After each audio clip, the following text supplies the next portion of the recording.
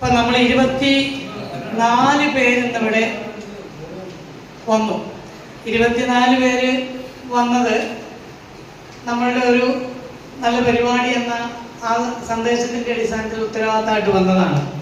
പക്ഷേ വ്യക്തിപരമായിട്ട് പറയുകയാണെങ്കിൽ ഒരു 3-4 പോയിന്റ് എനിക്ക് മനസ്സിലായതിൻ്റെ അടിസ്ഥാനത്തിൽ ഈ ക്ലാസ് മഹാഗംഭീരമായിരുന്നു എന്ന് തന്നെയാണ് ഞാൻ പറയാൻ ആഗ്രഹിക്കുന്നത്. കാരണം നമ്മളിൽ പലർക്കും അറിയാൻ പാടില്ലാത്തൊരു കാര്യം ചികിത്സാ രീതികളുണ്ട്. ഇപ്പം സാറ് പറഞ്ഞപ്പോഴാണ് നമുക്ക് കൂടുതലായിട്ട് ബോധ്യപ്പെട്ടത് ഈ ക്ലിനിക്കൽ ട്രീറ്റ്മെൻറ്റും ഈ ഫങ്ഷണൽ ട്രീറ്റ്മെൻറ്റും എന്നുള്ളത്.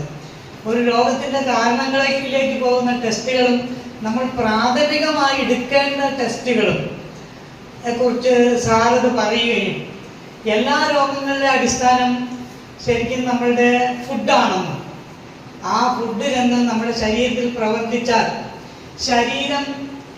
ശരീരത്തിലേക്ക് ചെല്ലുന്നതിന് മുഴുവൻ അബ്സോർവ് ചെയ്യുകയും ബാക്കിയുള്ളതിനെ പുറത്തേക്ക് വിടുന്നതിന് പകരം അത് നമ്മുടെ മറ്റ് ഭാഗങ്ങളിൽ ഒരു ഗ്രൗണ്ടിൻ്റെ മൂലയ്ക്ക് കൊണ്ടുവന്നിടുന്ന ഒരു സിസ്റ്റം ശരീരത്തിനുണ്ട്. പക്ഷെ അത് ആരോഗ്യമുള്ള സമയത്ത് നമുക്ക് അപകടങ്ങൾ ചെയ്യില്ല.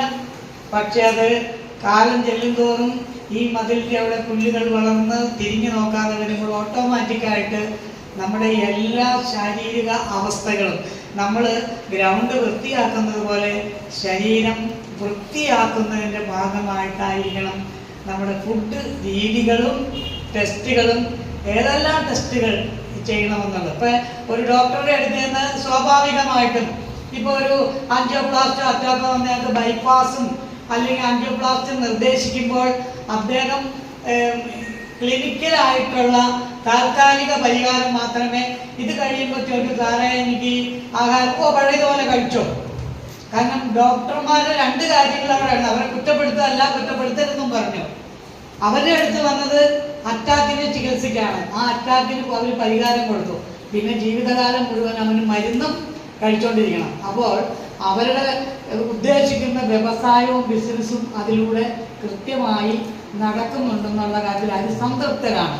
പിന്നെ നമ്മൾ ബൈപ്പാസ് കഴിഞ്ഞ ഒരാൾ എന്തൊക്കെ പാലിക്കണമെന്ന് പറഞ്ഞാലും ഈ ബൈപ്പാസ് ചെയ്യപ്പെട്ടതും വീണ്ടും ആ പഴയ രീതി തുടരുന്നത് കൊണ്ട് തന്നെയാണ് നമ്മുടെ ശരീരത്തിൽ വീണ്ടും പല മാലിന്യങ്ങളും അടിഞ്ഞുകൊടുക്കുന്നത്. അപ്പോഴത്തേക്കും നമുക്ക് പ്രായമായ ഒരു മനുഷ്യൻ മരിക്കുകയാണെങ്കിൽ പറയും, മരിച്ചു.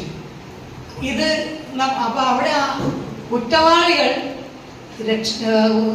മറുവശത്തിരിക്കുകയാണെന്നുള്ള ഒരു പോയിന്റ് കൂടി സാറ് കൊടുത്തിട്ടുണ്ട്. സാർ ആദ്യമേ തുടക്കത്തിൽ തന്നെ പറഞ്ഞു, ഞാനൊരു മെഡിക്കൽ പ്രാക്ടീഷണറല്ല, വായിച്ചെടുത്ത അറിവ്